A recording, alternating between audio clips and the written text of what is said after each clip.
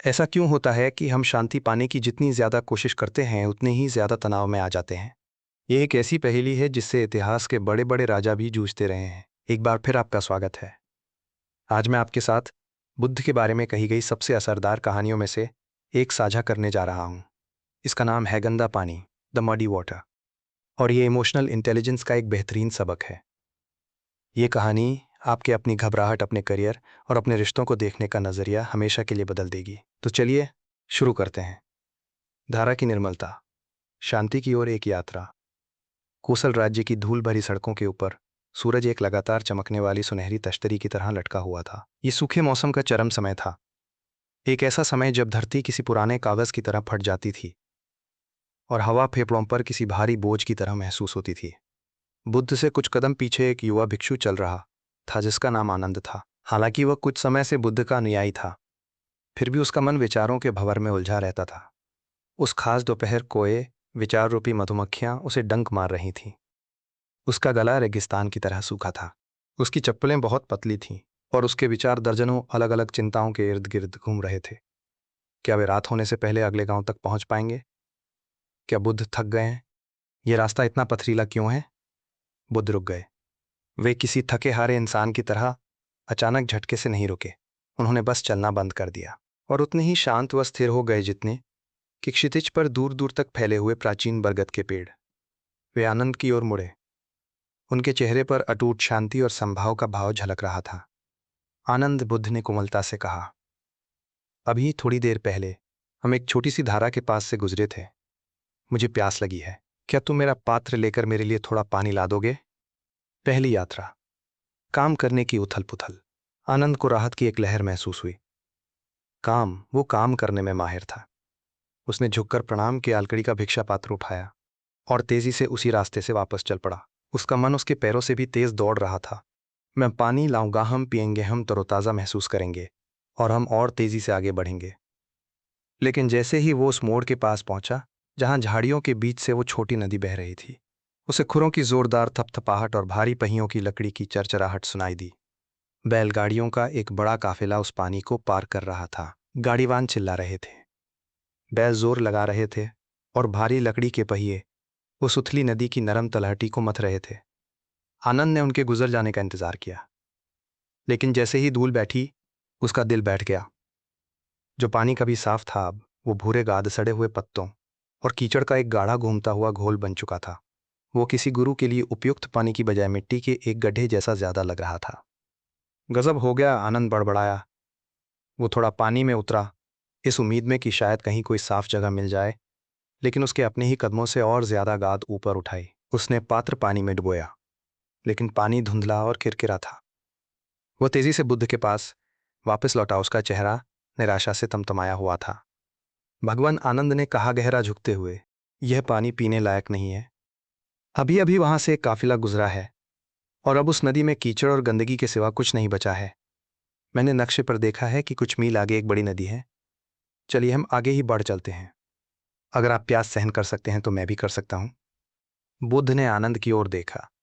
उनकी आंखों में एक ऐसी गहराई थी जो न केवल उस भिक्षु के धूल भरे चेहरे को बल्कि उसकी आत्मा के भीतर चल रही उथल पुथल को भी देख पा रही थी। वापस जाओ, बुद्ध ने कोमलता से कहा। उसी नदी से पानी लेके आओ। दूसरी यात्रा, इंतजार का दर्द। आनंद उलझन में था। वो तर्क बुद्धि वाला इंसान था और तर्क कहता था कि कीचड़ सिर्फ इसलिए पानी नहीं बन जाता कि कोई ऐसा चाहे।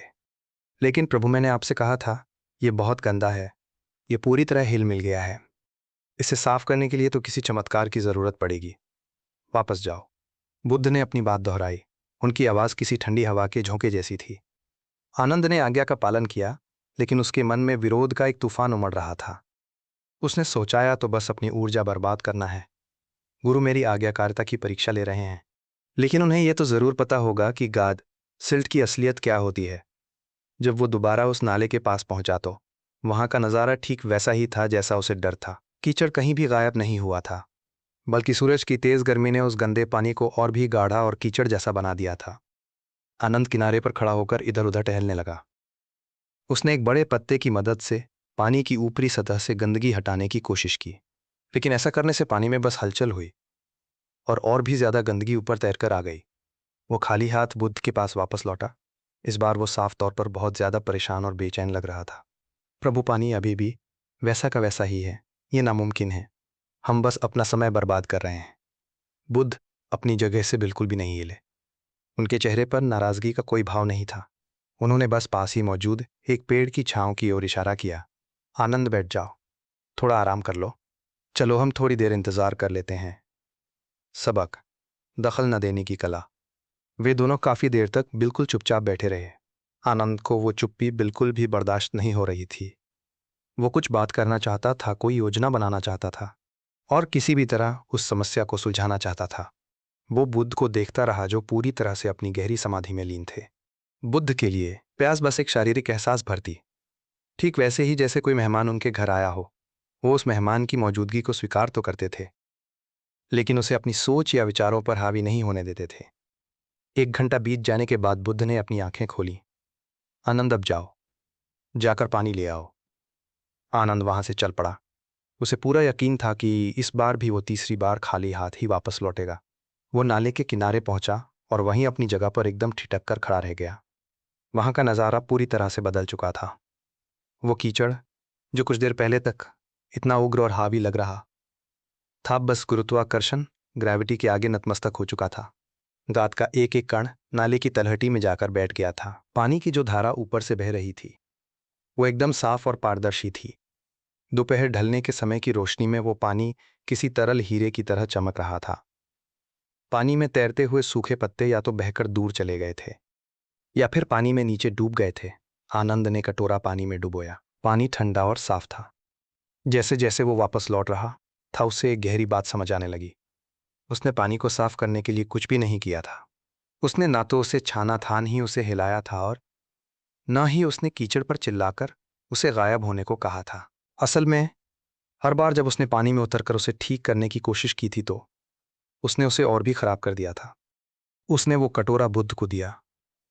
गुरु ने पानी पिया और फिर अपने शिष्य की ओर देखा। क्या तुम्हें समझ आया कि पानी को साफ करने के लिए तुमने क्या किया? बुद्ध ने पूछा। मैंने कुछ भी नहीं किया भगवान, आनंद ने दबी आवाज में जवाब दिया। मैंने बस इंतजार किया। बिल्कुल सही, बुद्ध ने कहा। तुम्हारा मन भी ठीक इसी नदी की तरह है। जब कोई तुम्हें ठेस पहुंचाता है, जब जिंदगी मुश्किल हो जाती है, जब दुनिया की बैलगाड़ियां तुम्हारी शांति को भंग कर देती हैं, तो कीचड़ ऊपर आ जाता है। तुम्हें लगता है कि शांति पाने के लिए तुम्हें कुछ करना होगा। तुम बहस करने की कोशिश करते हो, लड़ने की कोशिश करते हो और जबरदस्ती अपने विचारों को दूर भगाने की कोशिश करते हो। उन्होंने कटोरे में बचे हुए साफ पानी की ओर इशारा किया। लेकिन तुम कीचड़ से जितना ज्यादा लड़ोगे, उसे उतना ही ज्यादा हिलाओगे। मन में स्पष्टता लाने के लिए तुम्हें शांत रहना होगा। तुम्हें उसे समय देना होगा। अपने गुस्से या डर की नदी में मत उतरो। बस किनारे पर चुपचाप बैठ जाओ। कीचड़ अपने आप नीचे बैठ जाएगा, क्योंकि कीचड़ का स्वभाव ही नीचे बैठना है और पानी का स्वभाव साफ होना है। ज्यादातर लोग अपनी पूरी जिंदगी जबरदस्ती कीचड़ को फिल्टर करने की कोशिश में बिता देते हैं और आखिर में बस और ज्यादा थक जाते हैं। अब आपको वो राज पता चल गया है। स्पष्टता सब्र का ही एक नतीजा है। अगर आपको बौद्ध ज्ञान की ये गहरी पड़ताल पसंद आई तो सब्सक्राइब करना और नोटिफिकेशन चालू करना ना भूलें। हम हर हफ्ते प्राचीन इतिहास से एक नया मानसिक मॉडल, मेंटल मॉडल लेकर आते हैं। आपकी ज़िंदगी में अभी ऐसी कौन सी कीचड़ जैसी उलझी हुई स्थिति है जिससे लड़ना अब आप बंद करने वाले हैं? मुझे कमेंट्स में ज़रूर बताएं। मैं आपसे अगले वीडियो में मिलूंगा।